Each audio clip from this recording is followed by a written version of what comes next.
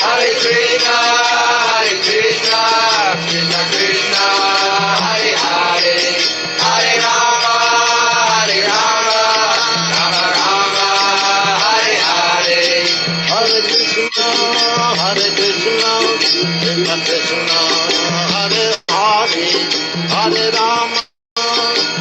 Rama, Rama Rama, Hare Hare. Hare Krishna, Krishna Krishna, Hare Hare, Hare Rama, Rama Rama, Hare Hare. Hare Krishna, Krishna Krishna, Hare Hare, Hare Rama, Rama.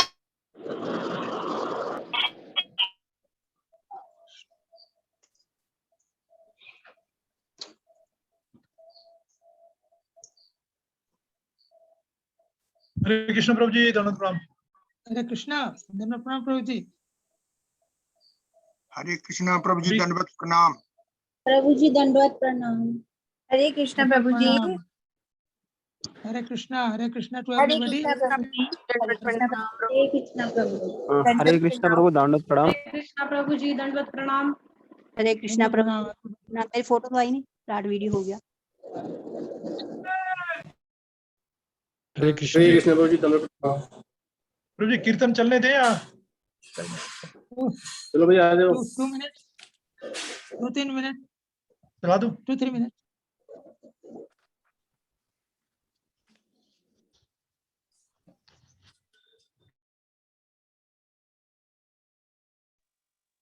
ये 3-4 minute और चलने दे प्रभु जी। Let people. ठीक है प्रभु जी, लगा रहा हूं।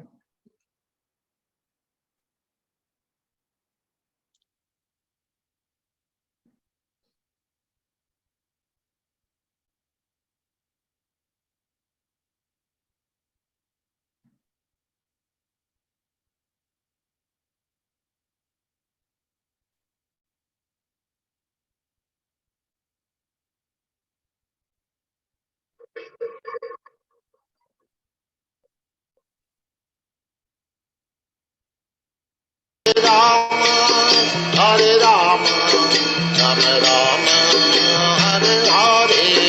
Hare Krishna, Krishna Krishna, Hare Hare, Hare Rama, Rama Rama, Hare Hare. Hare Krishna, Krishna Krishna, Hare Hare, Hare Rama, Rama Rama, Hare Hare. Hare Krishna, Krishna Krishna, Hare Hare, Hare Rama, Rama Rama, Hare Hare. Hare Krishna, Krishna Krishna, Hare Hare, Hare Rama, Rama Rama, Hare Hare. Hare Krishna, Krishna Krishna, Hare Hare, Hare Rama, Rama Rama, Hare Hare. Hare Krishna, Krishna Krishna, Hare Hare, Hare Rama, Rama Rama, Hare Hare. Hare Krishna, Krishna Krishna, Hare Hare, Hare Rama, Rama Rama, Hare Hare. Hare Krishna, Krishna Krishna, Hare Hare, Hare Rama, Rama Rama, Hare Hare. Hare Krishna, Krishna Krishna, Hare Hare, Hare Rama, Rama Rama, Hare Hare. Hare Krishna,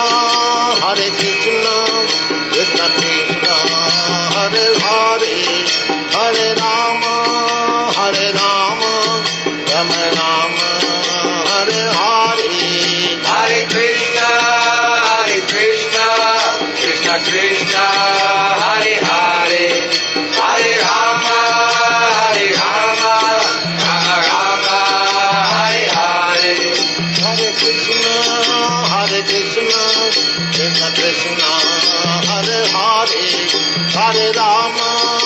Hare Rama, Rama Rama, Hare Hare, Hare Krishna,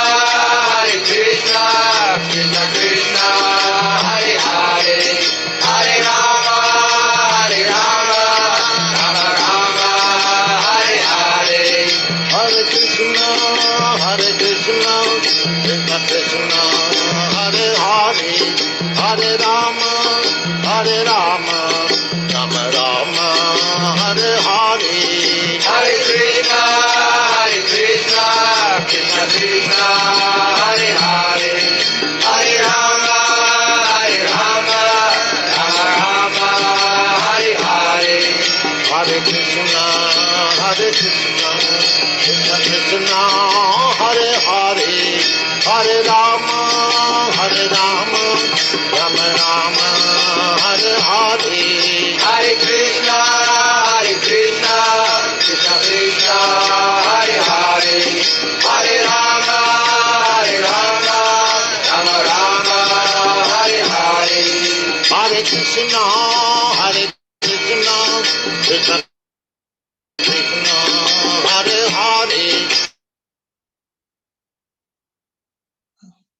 ठीक है प्रभु जी, हरे कृष्णा।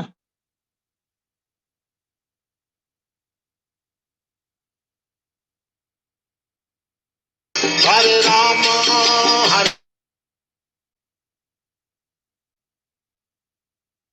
हरे कृष्णा। हरे कृष्ण जी, आवाज ठीक है आप? ठीक है, okay, thank you. Hare Krishna.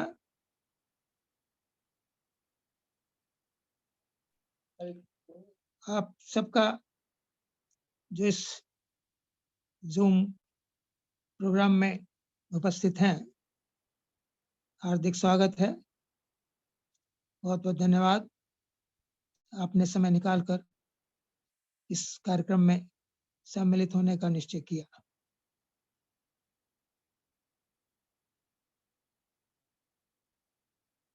आज हम इस प्रोग्राम में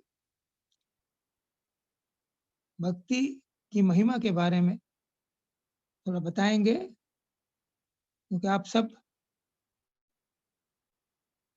भक्ति के मार्ग पर चलने के लिए इच्छुक हैं, इसमें इंटरेस्ट ले रहे हैं और दीक्षा की तैयारी कर रहे हैं। तो जिस मार्ग पर हम चलते हैं उस मार्ग के बारे में हमें अच्छी तरह से मालूम होना चाहिए, ताकि हम मन से, उत्साह से उसमें भाग ले सकें। ओम अज्ञानातिमिरन्धस्य ज्ञानाञ्जनशलाकया चक्षुरुन्मीलितं येन तस्मै श्रीगुरुवे नमः। श्रीचैतन्यमनोभीष्टं स्थापितं येन भूतले स्वयं रूपः कदा मह्यं ददाति स्वपदान्तिकं। वन्देऽहं श्रीगुरो श्रीयुतपदकमलं श्रीगुरून् वैष्णवांश्च श्रीरूपं साग्रजातं सहगण रघुनाथं तं सजीवं साद्वैतं सावधूतं परिजनसहितं कृष्ण चैतन्य देवं श्रीराधा कृष्ण पादान् सहगण ललिता श्री विशाखान्वितांश्च। हे कृष्ण करुणा सिंधु दीनबंधु जगतपते गोपेश गोपिका कांत राधा कांत नमोस्तुते। तप्त कांचन गौरांगी राधे वृंदावनेश्वरी वृषभानुसुते देवी प्रणमामि हरिप्रिये। वाञ्छाकल्पतरुभ्यश्च सिन्धुभैः च पतितानां पावनेभ्यो वैष्णवेभ्यो नमो नमः। नमो विष्णुपादाय कृष्णपृष्ठाय भूतले श्रीमते भक्तिवेदांत स्वामिनि नामिने। नमस्ते सरस्वती देवे गौरवाणी प्रचारणे निर्विशेष शून्यवादी पाश्चात्य। जय श्री कृष्ण चैतन्य प्रभु नित्यानंद श्री अद्वैत गदाधर श्रीवासादि गौर भक्तवृंद। हरे कृष्ण कृष्ण कृष्ण हरे हरे, हरे राम राम राम हरे हरे। हरे कृष्ण कृष्ण कृष्ण हरे हरे, हरे राम राम राम हरे हरे। हरे कृष्ण कृष्ण कृष्ण हरे हरे, हरे राम राम राम हरे हरे। हरे कृष्णा। फिर से हम आप सबका हार्दिक स्वागत करते हैं। आप सब बहुत बुद्धिमान हैं जो आप दीक्षा के बारे में सोच रहे हैं, इसकी हम सराहना करते हैं। पिछले सप्ताह हमने बताया था कि हम हर कोई हमारे में से प्रसन्नता चाहता है, शाश्वत प्रसन्नता चाहता है, लगातार अनइंटरप्टेड हैप्पीनेस चाहता है। लेकिन इस भौतिक जगत में हम देख रहे हैं कि यहाँ अनेकों प्रकार के कष्ट हैं जो हमें शाश्वत प्रसन्नता लेने में बाधा डालते हैं। बताया था कि जन्म, मृत्यु, जरा, व्याधि, जन्म के समय कष्ट होता है, मरने के समय बहुत दुख होता है, दोनों के बीच में अनेकों प्रकार की बीमारियां आती हैं और बुढ़ापा अपने आप में एक बहुत बड़ी समस्या है। इन सब से हमें बचना चाहिए, हमेशा के लिए बचने का प्रयास करना चाहिए, तभी हम परमानेंट हैप्पीनेस प्राप्त कर सकते। इससे अतिरिक्त 3 और प्रकार के कष्ट हमने बताए थे। आदिदैविक, जैसे आजकल ये कोरोना बड़ा भयावह रूप लेकर प्रकट हुआ है, चारों तरफ एक खौफ का वातावरण है, कब किसे क्या हो जाए। भौतिक जगत का नेचर ही ऐसा है। आदि भौतिक और लोगों से हमें कष्ट मिलता है, अपने मित्रों से, अपने संबंधियों से, और पक्षी से, मच्छर से, और आध्यात्मिक हमें कष्ट मिलता है अपने शरीर से, अपने मन से। ये 7 प्रकार के कष्ट जब तक हम यहाँ रहते हैं हमें मिलते हैं। इनसे हम छुटकारा पाना चाहते हैं, पाने का प्रयास करना चाहिए, और उसका एकमात्र उपाय है भगवान की भक्ति करके हम उनके धाम में जाएं। भगवान के धाम में न जन्म है, न मृत्यु है, न बुढ़ापा है, न बीमारी, न आदिदैविक कष्ट है, न आदि भौतिक कष्ट है, न आध्यात्मिक कष्ट है। इसके विपरीत वहां शाश्वत ज्ञान में, आनंद में जीवन है। ये नहीं कि वहां केवल दुख नहीं है, नहीं। इस प्रकार नेगेटिव नंबर्स होते हैं, फिर 0 होती है, इसका मतलब पॉजिटिव नंबर्स भी है। नेगेटिव नंबर जो है वो बराबर है दुखों के। 0 का मतलब है दुखों से निवृत्ति, लेकिन पॉजिटिव नंबर्स का मतलब है वहां हमें आनंद की प्राप्ति। भगवान के धाम में हमें शाश्वत ज्ञान में आनंद मिलता है, इसलिए हमें उसको प्राप्त करने का हर बुद्धिमान व्यक्ति को प्रयत्न करना चाहिए। उसके लिए आगे हमने बताया था कि उसके लिए एक प्रामाणिक गुरु की आवश्यकता है, भगवान के शुद्ध भक्त, जिनका कार्य केवल भगवान श्री कृष्ण की भक्ति करना है, उनकी सेवा करना है और प्रचार करना है, औरों को इस भक्ति में जोड़ना है, जो हमें भौतिक सुखों की कोई गारंटी नहीं देते, केवल आध्यात्मिक प्रगति के बारे में बात करें।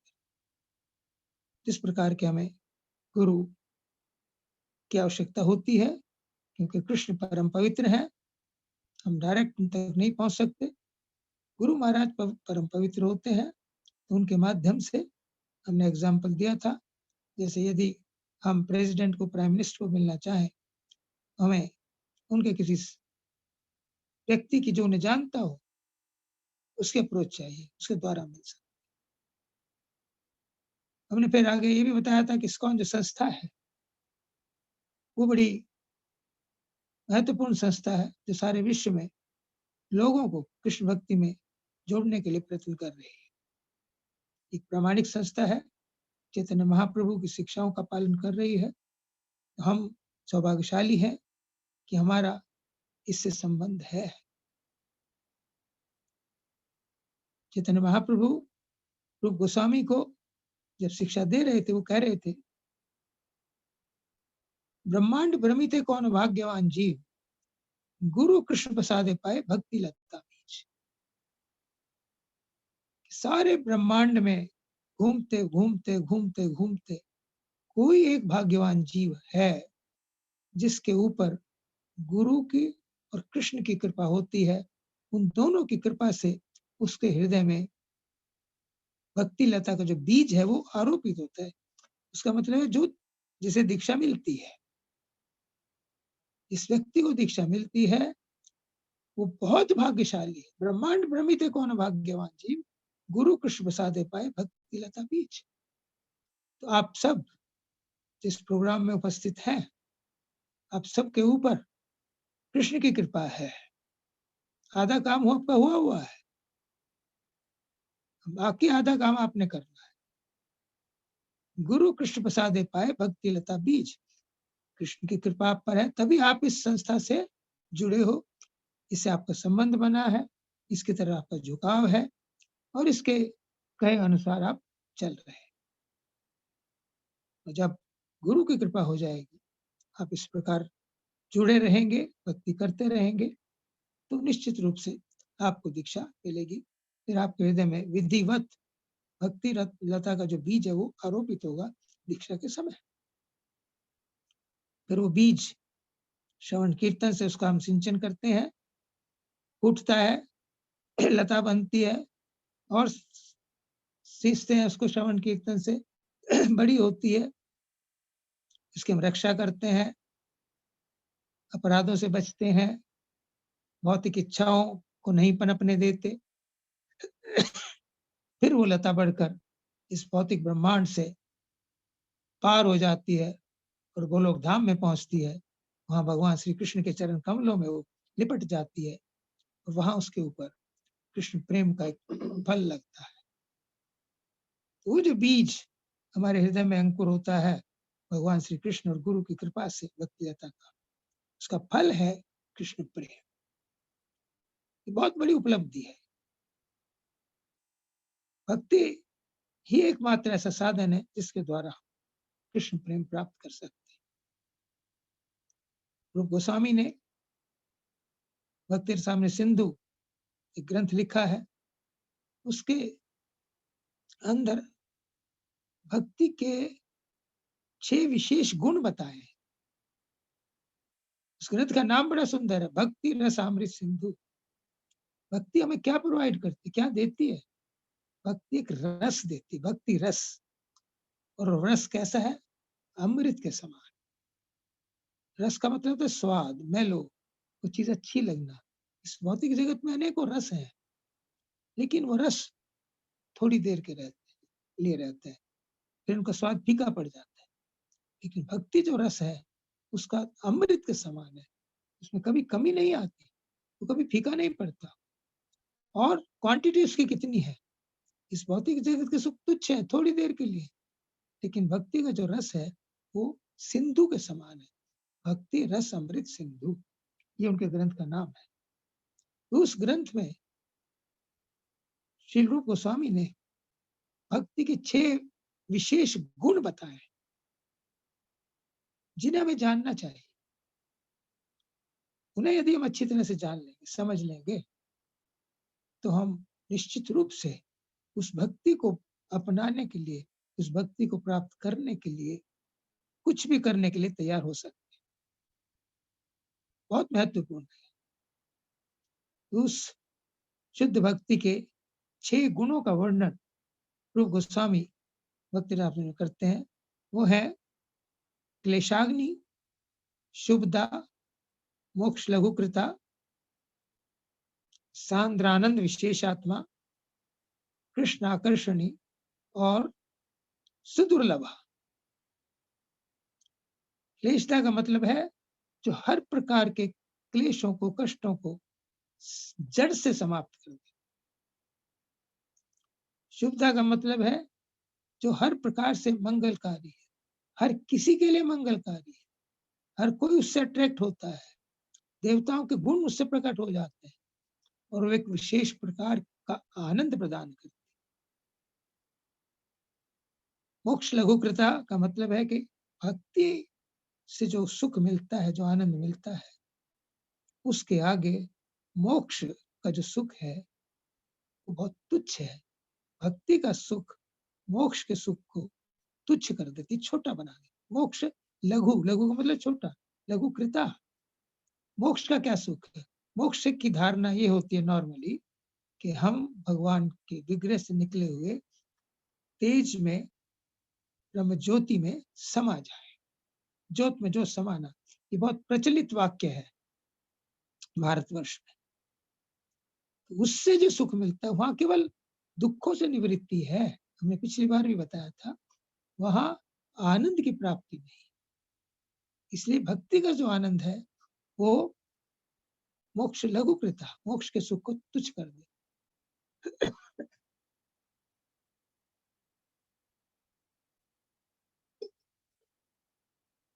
चौथा भक्ति का गुण है सांद्रानंद विशेषात्मा। अनेकों प्रकार के कार्यों से हमें सुख मिलता है, अनेकों जगहों पे हमें सुख मिलता है। इस भौतिक जगत में हमारे पास धन हो, अच्छी पोजीशन हो, अच्छी संतान हो, अच्छे मित्र हो, इन सब से हमें सुख मिलता है, अच्छा लगता है। लेकिन ये जो सुख है ये टेम्परेरी है, जब तक है उसमें भी बाधाएं आती रहती हैं और मृत्यु के समय समाप्त हो जाता है। दूसरा जो सुख है वो स्वर्ग का सुख है। स्वर्ग में जीवन अवधि, आयु बहुत अधिक होती है, यहाँ से हजारों गुना ज्यादा। वहां सोमरस है, अप्सराएं हैं, बुढ़ापा नहीं है, वहां बीमारी नहीं है। लेकिन वहां भी शंका बनी रहती है कि मेरी इंद्र, हमेशा इंद्र को शंका रहती है कि मेरा पोस्ट को छीन न ले मुझसे।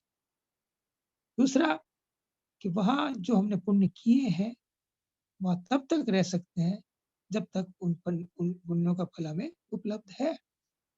इस प्रकार हमारे बैंक में मान लीजिए 50 लाख रुपए हैं, तो जब तक 50 लाख रुपए हैं तब तक हम उन्हें निकाल कर उसे जैसे चाहे खर्च कर सकते हैं, सुख उठा सकते हैं। लेकिन जैसे ही वो अकाउंट जीरो हुआ, बैंक वाले हमें लौटा देंगे।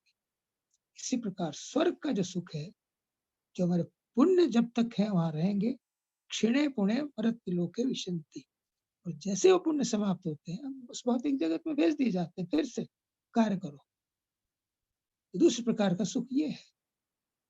तीसरा सुख हमने बताया कि मोक्ष का सुख है, जहां जन्म मृत्यु जरा व्याधि नहीं है, शांति है लेकिन आनंद नहीं है। सांद्रानंद विशेषात्मा भक्ति का जो गुण है, उससे मतलब ये है कि इन तीनों प्रकारों के जो सुख हैं, इस भौतिक जगत के ऐश्वर्य का सुख, स्वर्ग के ऐश्वर्य का सुख और मोक्ष का जो सुख है, उन सब के सुखों से भक्ति में जो सुख मिलता है वो करोड़ों गुना अधिक होता है। सांद्रानंद विशेषात्मा। और भक्ति का पांचवा जो गुण है वो है श्री कृष्ण आकर्षणी। श्री कृष्ण को भक्ति आकर्षित करती है। भक्त और किसी कृष्ण और किसी साधन से आकर्षित नहीं होते। न माम साधते योगो न सांख्यो धर्मोद्धवा न स्वाध्याय तपस्त्यागो यथा भक्ति ममोर्जिता। उद्धव को भगवान श्री कृष्ण कहते हैं न माम साधते योगो, मुझे योग से नहीं प्राप्त किया जा सकता। न माम साधते योग न तपस्या से, न माम साधते योग न स्वाध्याय तपस्त्यागा, न स्वाध्याय से, तप से, त्याग से किसी से भी मुझे प्राप्त नहीं किसी यथा भक्ति ममोर्जिता, इस प्रकार मुझे भक्ति के द्वारा प्राप्त किया जा सकता। तो कृष्ण को केवल एकमात्र भक्ति, और कृष्ण की सबसे बड़ी भक्त है राधा रानी। कृष्ण राधा रानी से आकर्षित।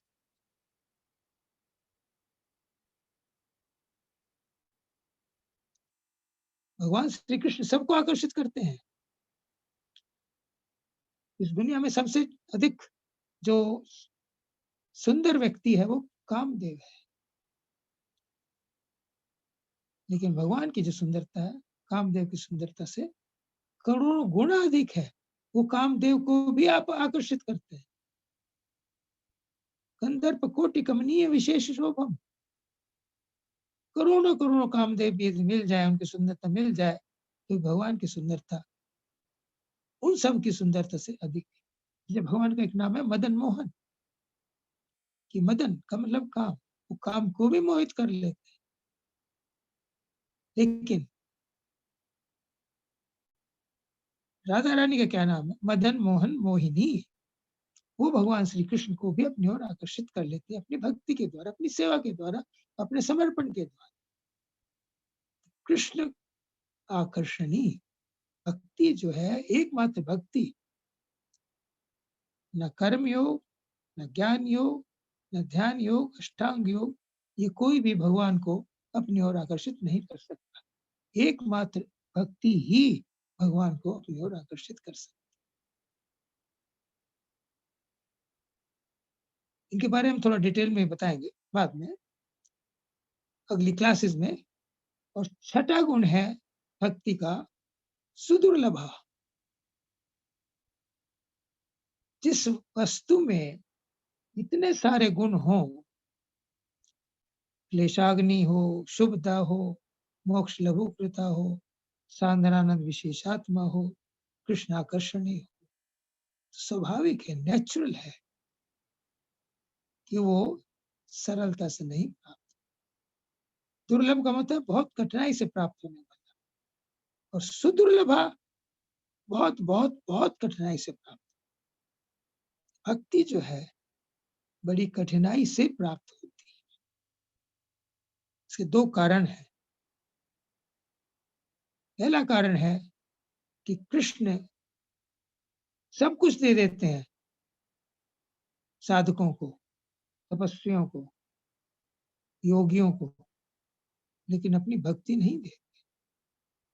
क्योंकि जब श्री कृष्ण किसी को भक्ति देते हैं तो उस भक्त के वो अधीन हो जाते हैं। दुर्वासा को अम्बरीश के प्रसंग में भगवान विष्णु कहते हैं, अहम भक्त पराधीनो ही अस्वतंत्र एव द्विज साधु भी ग्रस्तो हृदय भक्त जना प्रिय। हे ब्राह्मण श्रेष्ठ, हे दुर्वासा मुनि, अहम भक्त। दुर्वासा के पीछे भगवान का सुदर्शन चक्र था। उन्होंने अम्बरीश का अपराध किया था। बिना अम्बरीश के कुछ कहे सुदर्शन चक्र उनकी सुरक्षा में था। वो दुर्वासा के पीछे भागा। दुर्वासा ब्रह्मलोक में गए ब्रह्मा जी से सहायता मांगने के लिए, शिवलोक में गए, इंद्रलोक, किसी ने सहायता नहीं की उनकी। उन्होंने कहा कि जिसका ये चक्र है वही तुम्हारी सहायता कर सकते हैं। फिर वो विष्णु लोक में गए। भगवान विष्णु ने भी मना कर दिया कि चक्र इस समय मेरे अधीन नहीं है। ये किसके अधीन है? अम्बरीश के अधीन। अहम भक्त पराधीन हो ही अस्वतंत्र एव द्विज साधु भी ग्रस्त हृदय भक्ति भक्त जना प्रिय। कि हे द्विज श्रेष्ठ, हे ब्राह्मण, मैं तो भक्तों के अधीन हूं।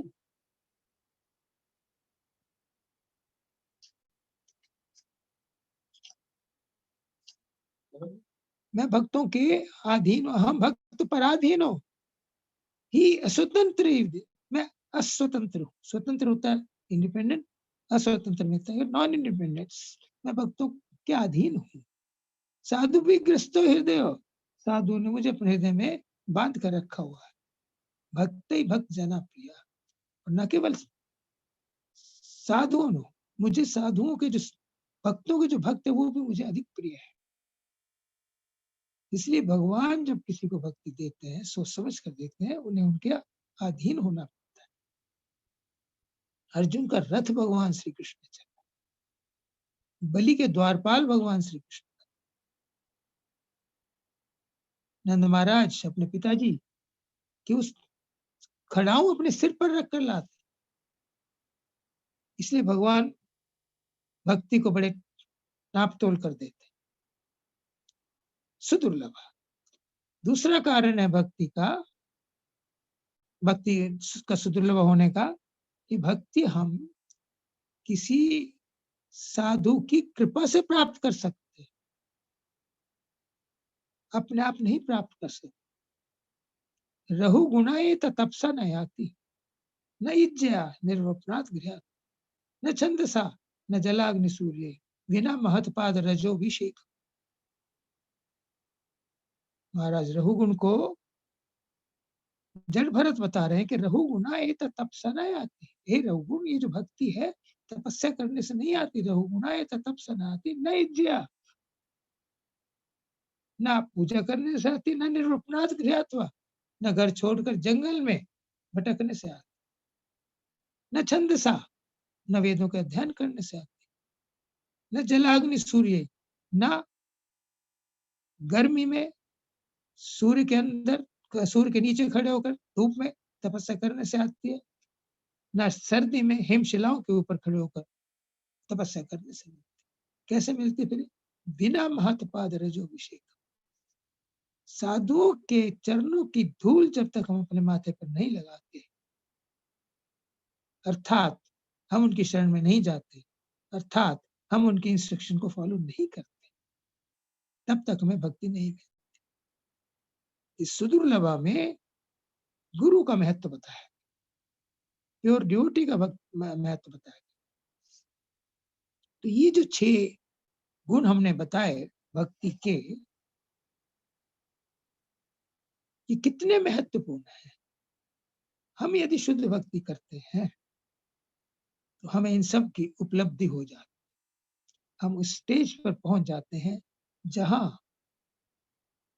क्लेशाग्नि, शुभदा, मोक्ष लघुकृता, सांद्रानंद विशेषात्मा, कृष्णाकर्षणी और सुरीला भक्ति में मिल जाती। इसलिए इस भक्ति को प्राप्त करने के लिए जितना भी हम प्रयास करें, जितना हमसे कहा जाए करने के लिए, हमें करना चाहिए। एक के बारे में थोड़ा डिटेल से चर्चा करेंगे हम, बाकी अगली क्लास में कोशिश करेंगे। क्लेशाग्नि, इस भौतिक जगत में कितने क्लेश हैं, देख रहे हैं सब। एकमात्र भक्ति ही उन क्लेशों को जड़ से, मूल से उखाड़ सकती। क्लेश आते हैं, दुख आते हैं हमें पिछले जन्मों के, जो हमने पाप कर्म किए हैं उसके फल के अनुसार। शास्त्र में उनका अनुष्ठान बताया जाता है कि आपने ये पाप किया है, आप ये जप कर लीजिए, इसका दोष दूर हो जाए। ये पाप किया है, आप इतने ब्राह्मण को जमा दीजिए, वो हो जाए, हो जाता है। लेकिन उससे पाप करने की जो प्रवृत्ति है, जो इच्छा है, वो समाप्त नहीं होती, फिर हम पाप करने लग जाते। इसकी उपमा कुंजर स्नान से दी गई है, हाथी के स्नान से दी। हाथी को जल में नहाना बहुत अच्छा लगता है, सरोवर में स्नान करना बड़ा अच्छा लगता है। वो घंटों में सरोवर में स्नान करता है, पानी को डालता रहता है, स्वच्छ होता है, स्वच्छ होकर आता है। लेकिन जैसे ही बाहर आता है फिर मिट्टी में लेट जाता है, उसका सारा शरीर फिर से गंदा हो जाता है। ये जो अनुष्ठान है ये कुंजर स्नान के बराबर। लेकिन भक्ति एक ऐसा साधन है जो हमारी पाप करने की जो प्रवृत्ति है, इच्छा है, प्रोक्लिविटी है, उसको जड़ से समाप्त करती। अनेक उदाहरण हमें मिलते हैं। मृगारी की कथा हमें चैतन्य चरितामृत में मिलती है। वो बहुत बड़ा शिकारी था और उसका सैडिस्टिक प्लेजर जिसे कहते हैं कि औरों को दुख में देखकर उसे खुशी मिलती। वो पशुओं को अधमरा डाल देता, मारता नहीं था, और उन्हें तड़पते देखकर उस मृगारी को बहुत प्रसन्नता हुई। एक दिन नारद ऋषि वहां से जा रहे थे, उन्होंने देखा कि मार्ग में कुछ खरगोश, कुछ हिरन, कुछ रीछ, भालू तड़प रहे हैं। बड़ा दुख हुआ उन्हें देखकर। वैष्णव पर दुख दुखी, औरों को देखकर दुखी होते हैं। आगे के पता करने के लिए किसने किया है, तो आगे हंटर मिला, शिकारी, उससे पूछा कि तुमने इनको अधमरा करके डाला? उसने कहा हाँ मैंने डाला। तुम मारते क्यों नहीं? उसने कहा मुझे इनको तड़पते देखकर बहुत प्रसन्नता हुई। ये हमारी परंपरा है, हमारे कुल में ऐसा ये रिवाज है। नारद ने उसे कहा कि तुम्हें इसका परिणाम मालूम है? ये क्या होगा? जितने लोगों को तुमने जितने पशुओं को तुमने तड़पाया है, वो सब के सब प्रतीक्षा कर रहे हैं कि कब तुम आओ मर के और कब वो तुम्हारे से इसका बदला। और उन्होंने दिखाया कि आकाश में अनेकों पशु जिसके द्वारा वध किया गया था, वो कोई हाथ में फरसा लेकर, कोई तलवार लेकर, कोई भाला लेकर खड़े हैं, इंतजार कर। मृगारी डर गया, नारद से पूछा कि इससे बचने का कोई उपाय है क्या? नारद ने कहा कि हाँ, इससे बचने का उपाय है। तुम अपना जो कुछ भी तुमने इस धंधे से धन इकट्ठा किया, उसको फेंक दो, उसको बांट दो ब्राह्मणों में।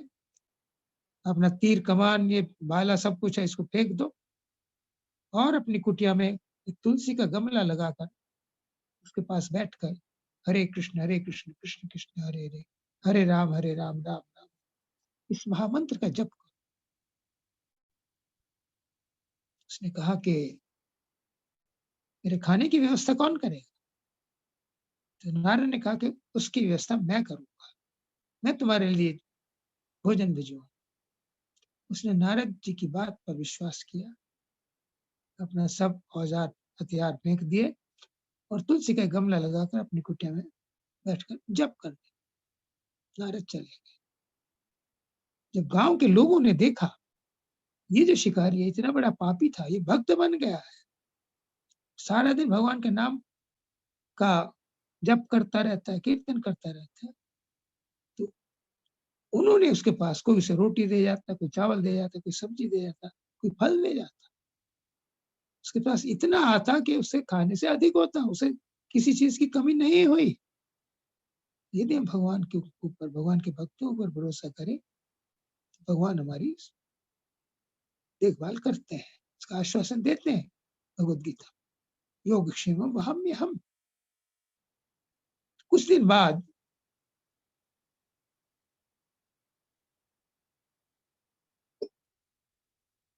नारद ऋषि आए अपने एक मित्र पर्वत मुनि के साथ। इसकी कुटिया की ओर आ रहे थे वो। इस मृगारी ने देखा, दूर से देखा, मेरे गुरु महाराज आ रहे। तुरंत उठा और दौड़ना शुरू किया उन्हें जाकर प्रणाम करने के लिए, लेकिन रुक गया, टेढ़ा मेढ़ा चलने लगा, धीरे धीरे चलने। जब वहां पहुंचा तो नारद ने पूछा कि तुम भाग कर आ रहे थे, जल्दी ले आ रहे थे, रुके क्यों, धीरे धीरे क्यों, टेढ़े मेढ़े क्यों चल? तो उसने कहा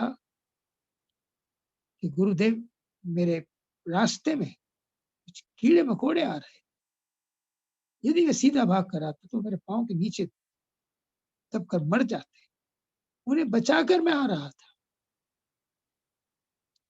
नारद ने पर्वत मुनि को बताया कि इसकी पहले क्या दशा थी और अब क्या दशा है।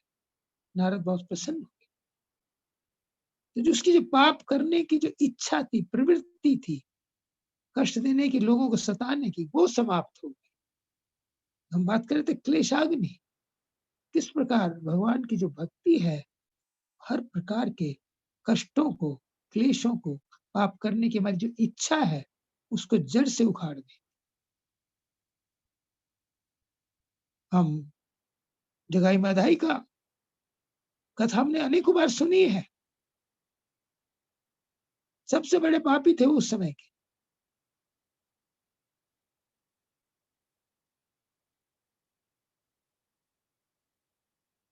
नित्यानंद प्रभु ने उन्हें प्रीच किया, समझाया कि पाप छोड़ दो, भगवान का नाम लो। तो मधाई ने नित्यानंद प्रभु के सिर में शराब की हंडी दे मारी, खून आने लगा। चैतन्य महाप्रभु को पता लगा, वो तुरंत आए।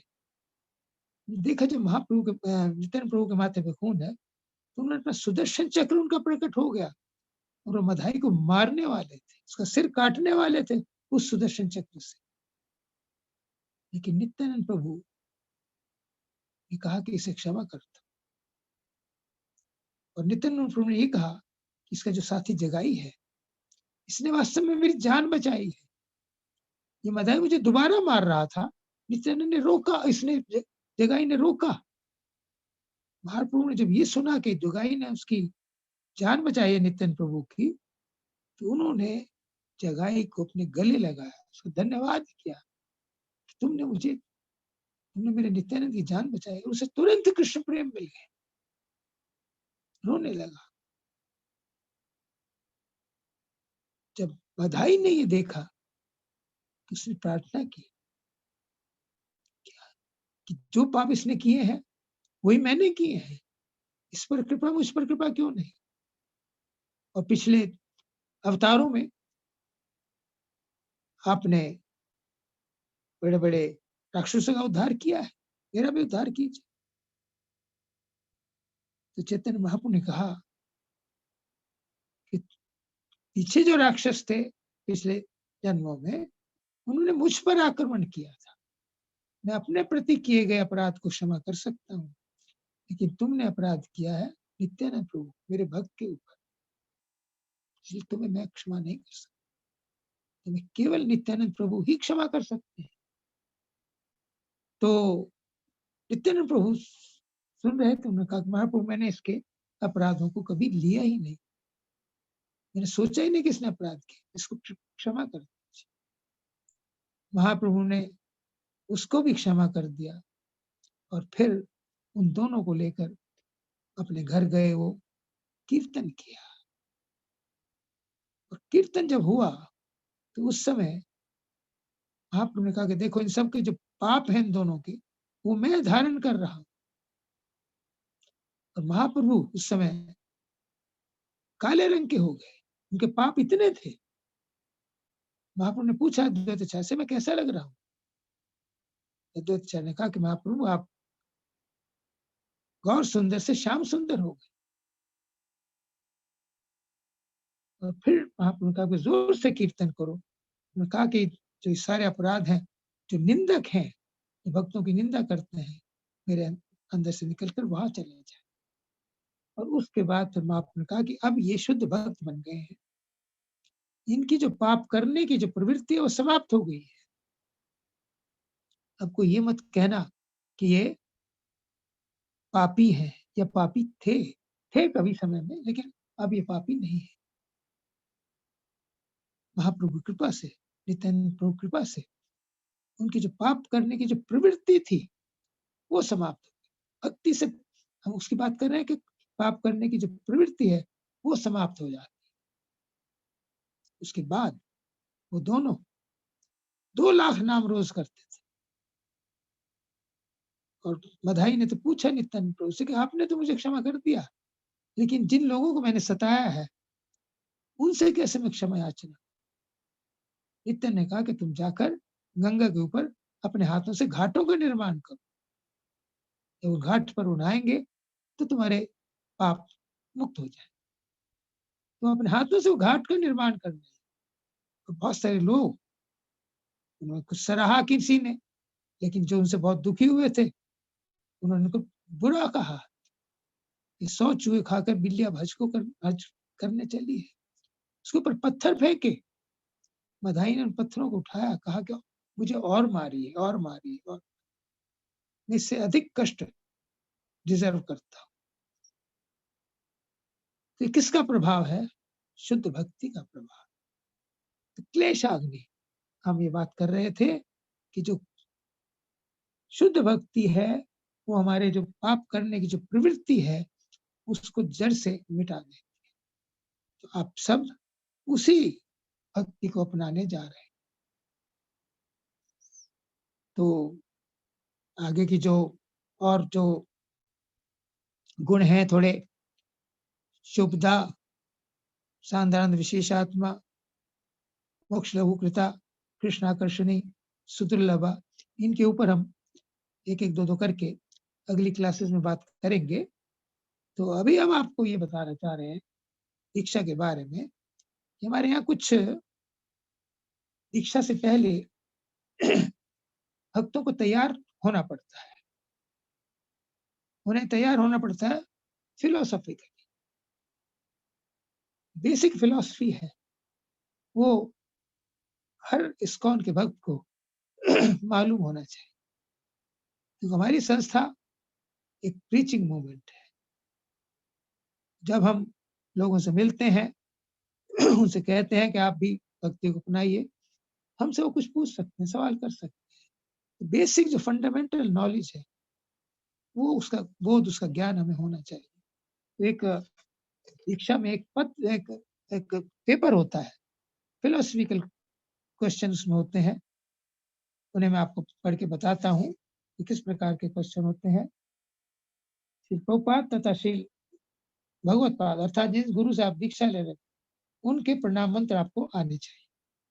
प्रभुपाद जी का डेफिनेटली, और यदि आप भगवत पाद से दीक्षा ले रहे हैं उनका प्रणाम मंत्र, यदि किसी और गुरु महाराज से आप दीक्षा ले रहे तो उनका प्रणाम मंत्र, ये आपको सीख लेना चाहिए। अभी समय है, आप कर सकते। दूसरा, गुरु की क्या आवश्यकता है तथा गुरु की क्या योग्यताएं होनी चाहिए, इनके बारे में आपको मालूम होना चाहिए। हम आपको कुछ नोट्स सॉफ्ट कॉपी भेजेंगे जिनमें इन सभी प्रश्नों के बारे में डिटेल से बताया गया है, वो आपकी हेल्प करेंगे इसको तैयार करने में। तीसरा है, एक शिष्य की क्या योग्यताएं हैं तथा जिम्मेदारियां होती है, इसके बारे में पता होना चाहिए। नेक्स्ट इज, आध्यात्मिक जीवन अपनाने की क्या आवश्यकता है, ये हमने आपको लास्ट वीक बताया था, आज भी बताया है। नेक्स्ट है, गुरु और भगवान में क्या अंतर है, क्या गुरु की पूजा भगवान की पूजा के समान करनी चाहिए, क्यों, इसका भी आपको पता होना चाहिए। गुरु की आज्ञा का कितना पालन करना चाहिए, कब तक तथा क्यों, परम सत्य क्या है और ये किसके माध्यम से जाना जाता है, ये कैसे प्राप्त किया जा सकता है, इसके बारे में। किन परिस्थितियों में एक गुरु शिष्य का तथा एक शिष्य गुरु का परित्याग कर सकता है।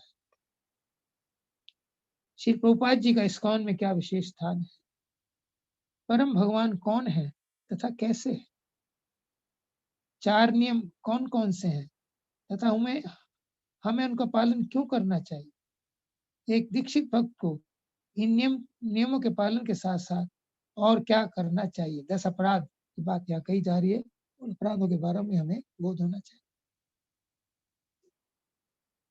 कलयुग में कौन सा मंत्र सबसे अधिक प्रभावशाली है तथा ऐसा क्यों है, मंत्र जप का पूरा लाभ कैसे प्राप्त किया जा सकता है, किन्हीं 4 नाम अपराधों को बताइए। इस्कॉन की सर्वोच्च प्रबंधक कमेटी का क्या नाम है, इसमें कितने सदस्य हैं, ये क्या करते हैं, इसकी वार्षिक सभा कहाँ होती है, इसका हमें बोध होना चाहिए। शरीर, आत्मा तथा परमात्मा में क्या अंतर है, ये भी हमें जानना चाहिए। इस्कॉन क्या है तथा हमें इस्कॉन में क्यों रहना चाहिए। ये कुछ बेसिक फंडामेंटल फिलोसॉफिकल क्वेश्चंस हैं जिनके बारे में हर दीक्षा लेने भक्त को जानना चाहिए। तो हमने आपकी सुविधा के लिए इन प्रश्नों के जो उत्तर हो सकते हैं उससे अधिक कुछ मटेरियल हमने तैयार किया हुआ है, वो आपके हम सॉफ्ट कॉपी आपको इसके बारे में हम भेज देंगे। इसके बारे में आप उसको पढ़ के तैयारी कीजिए, प्रणाम मंत्रों को याद कीजिए।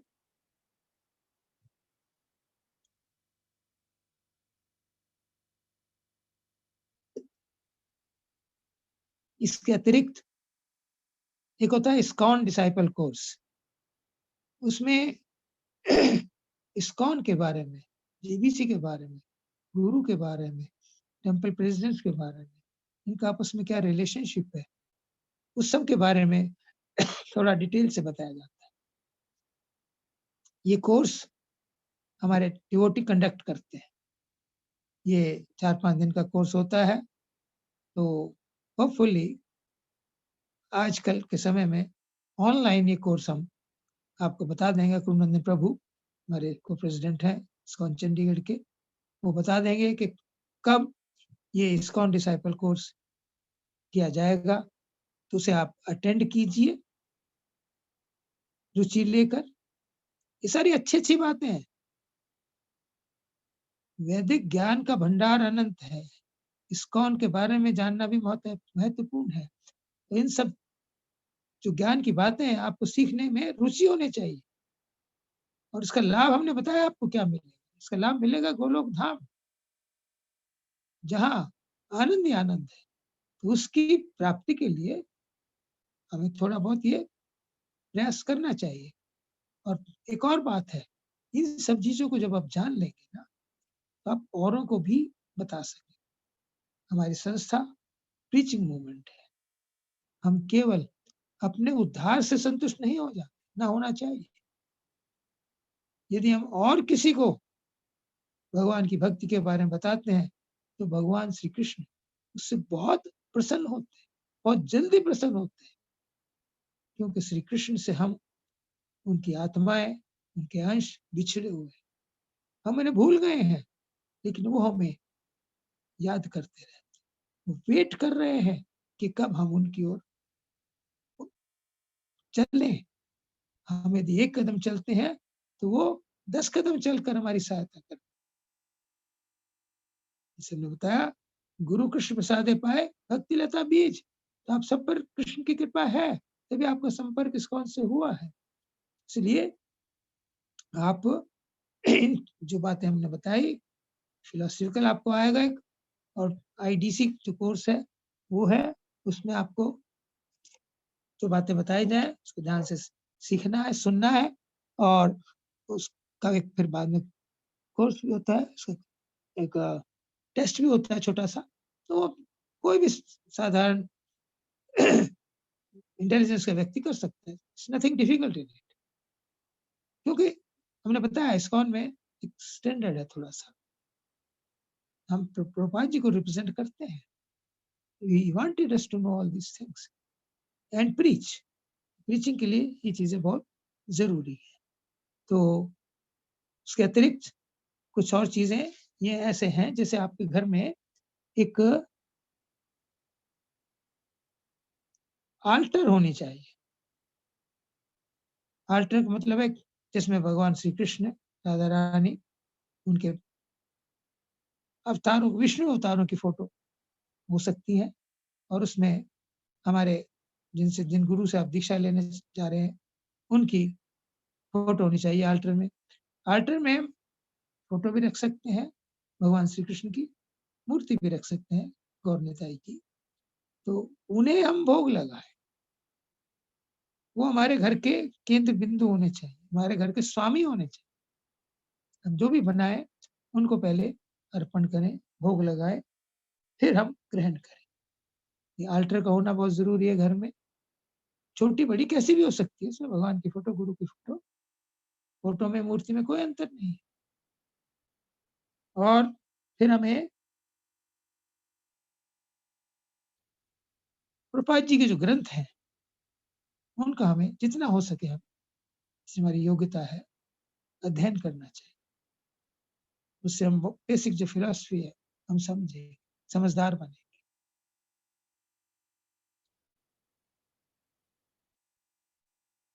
हमें पता लगेगा कि हमें भक्ति क्यों करनी चाहिए। हमने कथा शायद पिछली बार भी बताई थी कि एक बूढ़ी महिला थी, सरल थी, वो भगवान की भक्ति करती थी, जंगल से लकड़ी काट कर लाती थी, शहर में बेचती थी, गुजारा चलता था। एक दिन उसका लकड़ी का गट्ठा बीच में गिर गया। उसने भगवान को याद किया, भगवान आ गए। भगवान ने कहा कि भैया क्यों याद किया, मुझे क्या करूं मैं तुम्हारा। उसने कहा कि बेटा ये जो लकड़ी का गट्ठा है, इसको उठाकर मेरे सिर पे रख।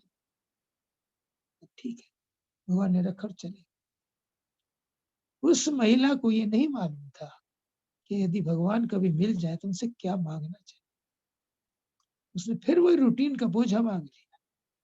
अगर उसने पढ़ा लिखा होता, वो जानती कि जीवन का लक्ष्य गोलोक धाम जाना है, तो फिर भगवान उनके जब सामने आए तो उनसे यही कहती कि मुझे अपने धाम में ले चलिए, इस चक्कर से हमेशा के लिए छुड़ाइए। इसलिए ज्ञान बहुत जरूरी है।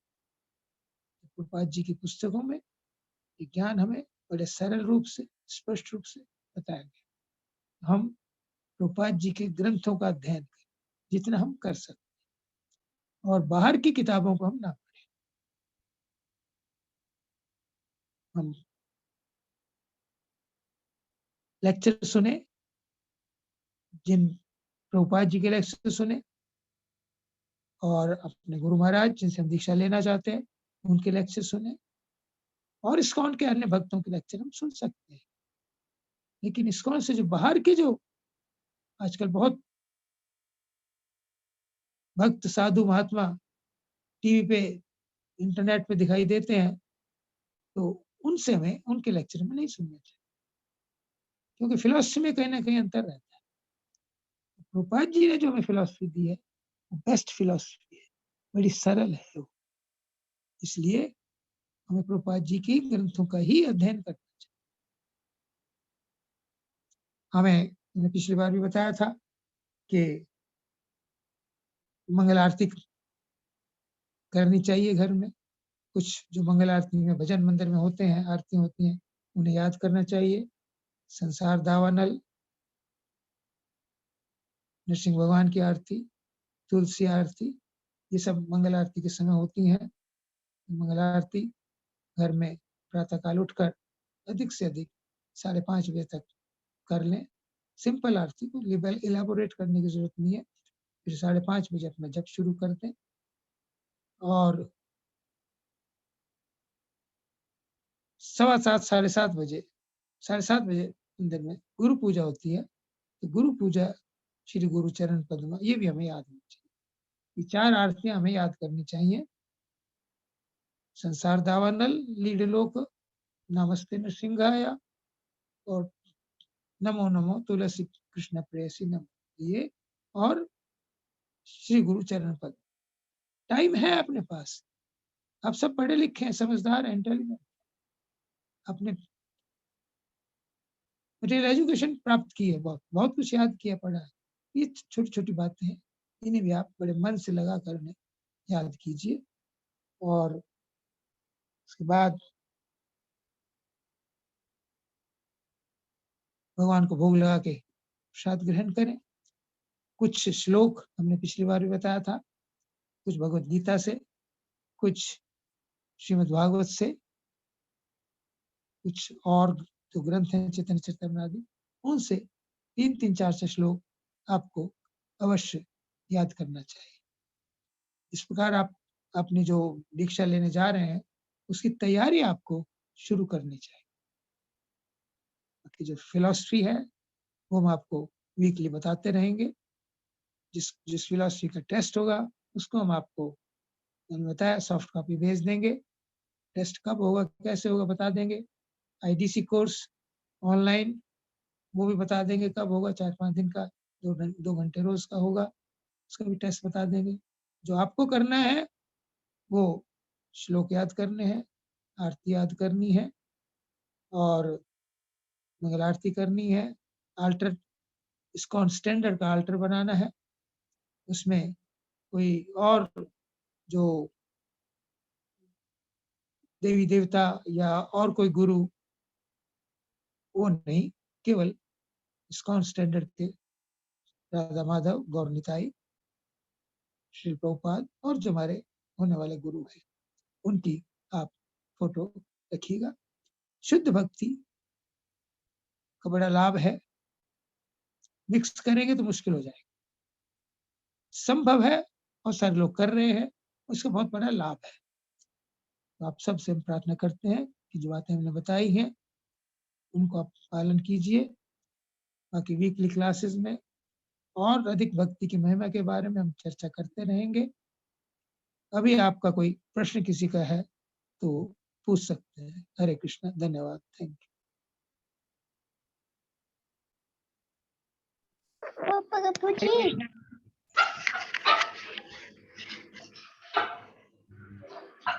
हरे कृष्णा प्रभु जी। हरे कृष्ण। प्रभु जी मुझे थोड़ा सा वो पूछना था कि मंगल आरती के जैसे मैं 4 बजे उठ तो जाती हूँ मैं, तो उसके हाँ बाद जी। सारे 4 बजे मैं उठ तो जाती हूँ, उसके बाद जी। फिर पूरी तैयारी करते करते मतलब 6 बजे तक मैं आरती कर पाती हूँ ओके, स्टार्ट, फिर उसके मतलब ठीक है, 6:15 तक करती। ठीक है। अभी और कोशिश कर लीजिए, अगर हो सके तो 5:30, नहीं तो ठीक है। This is all right, this is good. करते रहिए प्लीज, कैरी ऑन। प्रभु जी एक चीज और कि आपने बोला 7:30 बजे भोग, हम क्या करते हैं मतलब मंगल आरती के बाद भोग साथ ही लगाते हैं उनको, तो फिर वो तब लगना है कब लगना है मुझे पता नहीं है इसके बारे में, थोड़ा सा आप इसके बारे में एलैबोरेट कर दो। नहीं, ठीक है, भोग तो आप मंगल आरती में लगा सकते हैं, भगवान हमारे मंदिर में लगता है उस समय भी, मंगल आरती से पहले भोग लगता है। तो बाकी गुरु पूजा है, आप वो भी कर सकते हैं, कभी भी कर सकते हैं।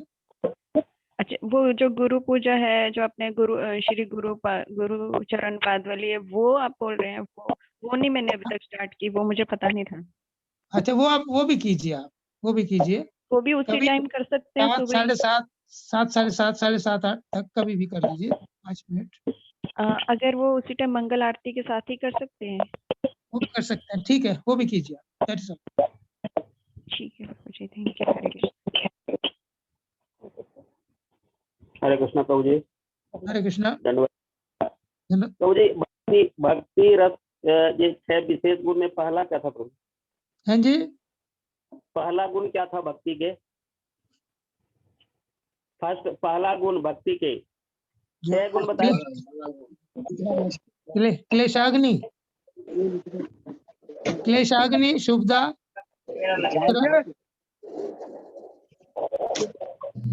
क्लेशाग्नि जिसके ऊपर हमने डिटेल से बात की है, वो क्लेशाग्नि सारे पापों को जड़ से दूर कर देती है। जी जी, क्लेशाग्नि। जी ठीक है प्रभु जी, ठीक, थैंक यू प्रभु। Thank you.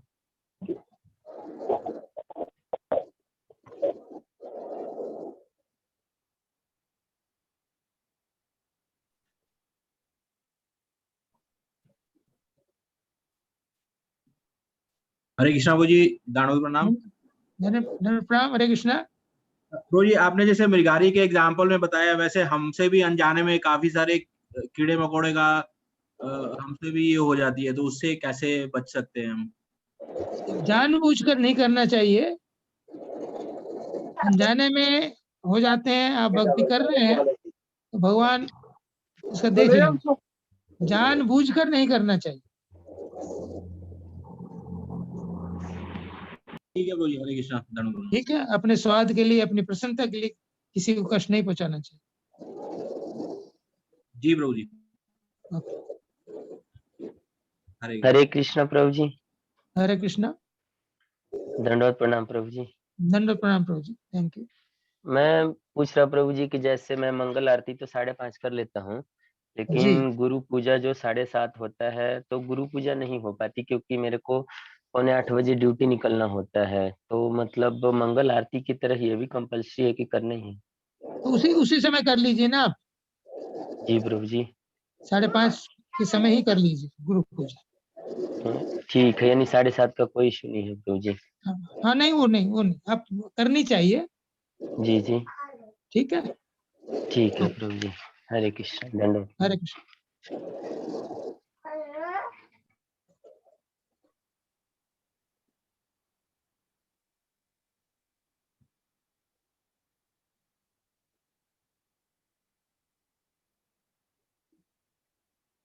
हरे कृष्णा। कृष्णा, किसी का और कुछ प्रश्न है तो अनम्यूट करके आप पूछ सकते हैं। जी चैट बॉक्स में कोई नहीं है और अभी कोई नहीं पूछ रहा। हरे कृष्ण प्रभु जी, दंडवत प्रणाम। दंडवत प्रणाम। यस माता जी। हरे कृष्ण। हरे कृष्णा प्रभु जी, दंडवत प्रणाम। दंडवत प्रणाम माता जी, थैंक यू। सुनाई दे रहा। हरे कृष्ण प्रभु जी, दंडवत प्रणाम। माता जी की आवाज आ रही है, आप बोलिए। दंडवत प्रणाम, बोलिए आप। प्रश्न है आपका कोई? हरे कृष्णा पूछना? प्रभु जी, दंडवत प्रणाम। हम हाँ लोग सुन जी। हाँ जी बोलिए। माता जी आवाज आ रही है, प्रश्न आप हरे पूछिए। कृष्णा प्रभु जी, हाँ जी, प्रश्न कृष्णा दंडवत कीजिए। प्रणाम। हाँ दंड प्रणाम, बोलिए माता जी, आपने पूछना हाँ है जी, कुछ? हमारे ना अल्टर बना हुआ है, मगर वो साइज में छोटा है। जैसे जी जैसे 14-15 इंच का है। हाँ तो जी। ये कोविड के बाद दोबारा हम बना सकते हैं कि अभी बनाना चाहिए? नहीं नहीं, कोविड के बाद बना सकते हैं, ऐसी कोई जल्दी नहीं है उसमें। उसमें ठीक है जी। उसमें छोटी फोटो रख लीजिए भगवान की, दैट इज ऑल राइट, वो हाँ जी, ठीक है हाँ जी, माता जी। बाल मतलब लड्डू गोपाल जी है, लड्डू ठीक है। गोपाल जी है। और हाँ जी। दो मतलब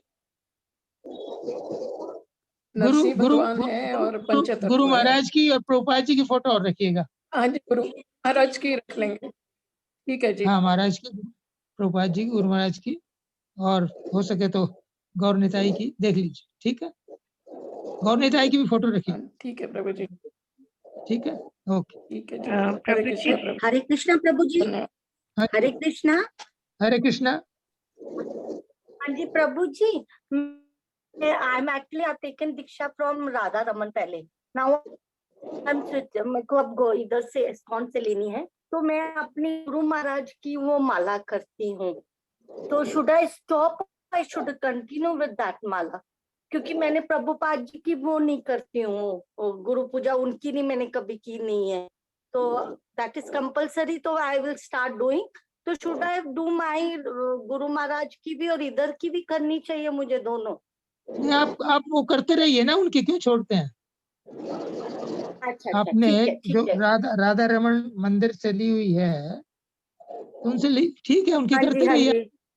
हाँ, कौन से अच्छा महाराज है? अच्छा, ठीक है। पुंडरीक महाराज और फिर या इधर गुरु महाराज की भी मेरे को करनी। हाँ जी, प्रभुपाद जी की भी करनी है। प्रभुपाद जी की वैसे गुरु करते रहिए, वंदना, लेकिन गुरु वंदना। ठीक है वो कीजिए आप, लेकिन दीक्षा आपकी वहां की ही रहेगी, दीक्षा वही रखिए इधर आप। से नहीं मिलेगी मुझे? नहीं, आपने जब ले रखी है ओके तो ओके, उसको ठीक है। छोड़ने का कोई रीजन तो होना चाहिए ना। Actually I am following from so many years, ISKCON का ही फॉलो कर रही हूँ एवरीथिंग प्रभु जी। कब ली थी आपने वहां उनसे दीक्षा? मेरे को हो गए हैं अराउंड 3 इयर्स, और किन 3 से ली, इयर्स से मैं मतलब यहीं से कर रही हूँ एवरीथिंग। किन से ली थी? पुंडरीक महाराज जी से। पुंडरीक महाराज से। वो ठीक है, वो भी हाँ जी। गौड़िया है, आप करते रहिए उनसे, जो उन्होंने बताया वो करते रहिए, ठीक है, इज ऑल राइट। ओके जी, okay, thank you. Hare Krishna. Hare Krishna. प्रभु जी, जैसे ऑल्टर में अभी मैंने दूसरे देवी देवताओं के भी विग्रह रखे हुए हैं, मूर्तियां रखी हैं, तो माता जी सुनाई नहीं दे रहा, नॉट ऑडिबल।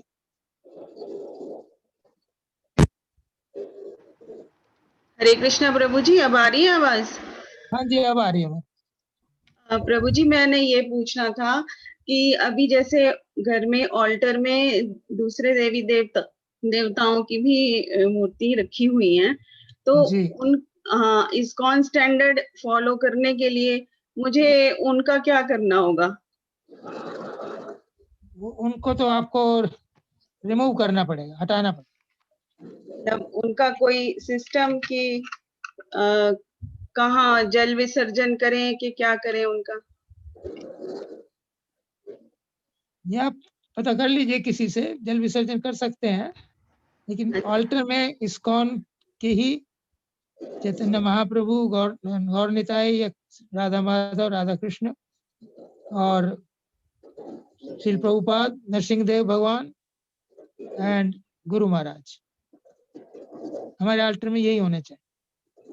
ठीक है प्रभु जी। ठीक है, ओके, थैंक ठीक। हरे कृष्णा प्रभु जी। हरे कृष्णा। प्रभु जी, राम जी, सीता माता, लक्ष्मण जी की हो सकते हैं? हाँ वो रख सकते हैं, वो रख सकते हैं। ठीक है प्रभु जी, थैंक यू।